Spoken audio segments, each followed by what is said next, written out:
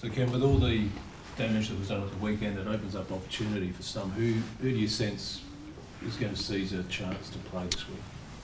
Who will be? We'll think about that as we go. It's very early in the week. We don't play till Sunday afternoon, so we've got a fair bit to get through yet. But we got some decent form in our sample boys. You know, our two tall forwards both kick bags of 5. Ivan played really well in the ruck. So you know, for some of those options, we've got good ones, and we've also got a lot of younger players who are emerging and doing reasonably well. So luckily enough, there is an opportunity for a few boys, and we're going to need them.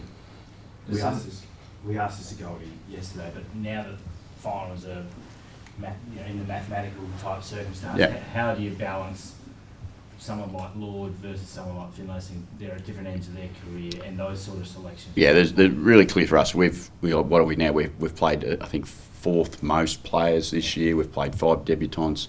We're always exploring our list, and we'll continue to do that, but we won't explore our list at the expense of giving our best performances. And that's really important for everyone to understand. This is not we're in the business of still winning football as much as we possibly can between now and the end of the year, and that's the first and most important thing that we should be trying to focus on. And the club, the coaches are all on the same page with that. We've exposed our list a lot, so it's not like we're looking to expose too many that we haven't already seen. So it's the earliest your team's ever been out of the race. So this is something new for you and this group for a long time. So how do you maintain a motivation? What sort of character do you put in front of them now? I think our challenge is to understand is our opportunities to play well the right way every week we get to play. And now, however long that goes for, it'll go for. The reality is we expect to play in the right fashion, and we always will, and that won't change. And I'm really confident that our players behave like that, they act like that, and they train like that. So that gives me great confidence that regardless of when the season finishes, we'll have the right energy and we'll have the right, I suppose, desperation and passion to play the right way. What's your message been to Pep? It's been.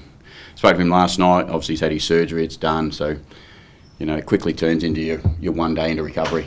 That's the message. He's such a great person and a powerful person, and he will get after his rehab. And my message to him was, I look forward to seeing you play your next game.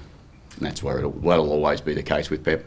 Last time he did his knee, he took on a bit of he's already in the leadership space, but he had a bit of a mentoring role, looked at working in a kind of more coaching space. Is that something he'll do again this time, do you think? Yeah, we need to give him time, clearly, first and foremost, and there's not a lot of time in the season left, so it'll be a slightly different one, but the good part about that is by the start of next season, he won't be far away, I wouldn't have thought, from playing football, so the mentoring stuff will come through pre-season, I would have thought, for Pep, and he does that naturally now, so it's not like he needs a new role.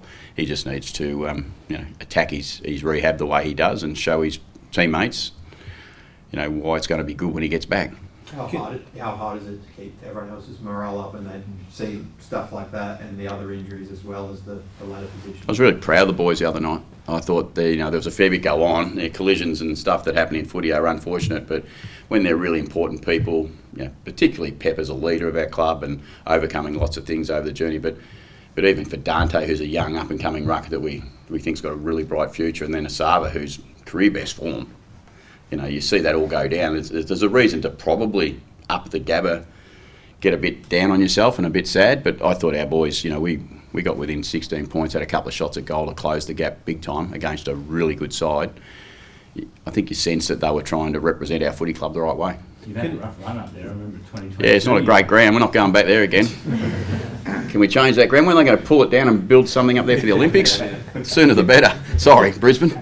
Is there anything you can do in the next 7 weeks that helps Josh Carr for his journey next year? Is there anything that you... Everything that we've tried to do this year is in preparation for this year and our future. It always has been, and it will not change. We'll do whatever's right for the club in the short and the long term, regardless. And I've really been clear on that. I don't have any issue at all with making sure that we're in great shape for the future as much as we are in for the now. How's the morale going this week, given those injuries? How have you managed to keep the group up and about, given everything that's happened? Pretty good. We spend some time in the in the fun basket a bit. Everyone talks about it a little bit, and I think that's really important, that you make sure that the balance inside the walls in every week is the same and somewhat has a bit of enjoyment in it. We do our best to do that every week, and as I said, I think these boys are really good at coming to work each day and making sure that they enjoy their time together, and there's some great things still to get out of their footy season. Is that part of the professionalism that they know when the job needs to be done, Yep. but they can also have a good time, like you with the teeth, and I hear the boys were a bit of sword fighting out there today. Yeah, they have. Look, that's what it's meant to be. It's not meant to be too serious, is it? We know when it's got to be serious. Like, it's a bloody hard game and it's an intense game for everyone. So we know when to be super serious, but we also know when to find a moment to laugh. Humour doesn't hurt anyone. You mentioned the start of Radigalea career best form. Obviously, he was frustrated on the field that night. How's he been in the post couple of days, and is there any update on the treatment that he's going to have? Yeah, he's got some more. He's got to see some specialists tomorrow. He'll go through all that and see what the best course of recovery is. That may be surgery, it may not be surgery, but it's probably leaning towards surgery now, I would imagine. So that being the case, as has been reported yesterday, he'll miss now until the end of the season. But what he should do is take an enormous amount of confidence in what he's played football like this year, and he hasn't had a lot of time as a key back. Probably he would be our most improved player. Ken, considering how difficult this year has been for continuity, would you see any value of this proposal of you stop in June and then go through a mid-season competition, then start up again in August? How would that have worked for you? I don't spend any time with it, Roosh, to be honest. I mean, I leave that to AFL House. They make all the decisions around what the competition looks like, and we as a footy club just embrace whatever that is. Look, there's nothing wrong with exploring and looking to what may be different, new, but you've got to be really sure what you're doing, because sometimes we just change for change's sake's not always good either. The team's chased it so hard for so long. You've come so close so many times. Has it started to sink in at all that the ultimate goal that you've been trying to get to with this club is unlikely to happen for you? Yeah, it does a bit, because that's the journey. That's the journey it sends you on. It sends you to some really dark spots at different times, and you're ultimately just chasing one thing. And for me and us as a footy club, we've embraced every opportunity to be as good as we could be to try and ultimately win a premiership. If that's not this year, it's not this year. But as long as this footy club wins a premiership soon, everyone will be happy. In terms of moving the team around, I guess, with the changes you've got to make, I guess Miles Bergman's made some great steps forward midfield.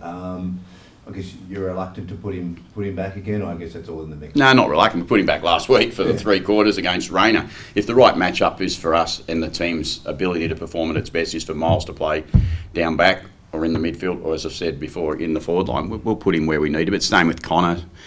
Connor's played back for a lot of this year. He's in great form. He's probably clearly, I'd say, he's in all-Australian form again. And Miles is no different. We're playing where we need him to give us the best chance to win as many games as we can between now and the end of the year. We talked about some of your forward options. Who are some of the other guys that might be in the mix to replace at the other end in the midfield? Well, there's plenty of players who have been around the edge.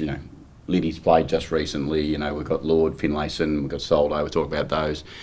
Evans. There's plenty of options. Lorenz is really close to getting a game. Ewan McKinlay is another player that we wouldn't mind getting a look at some point, as long as they're form. But they've got to have good form to make sure they get a chance. Jed McIntyre.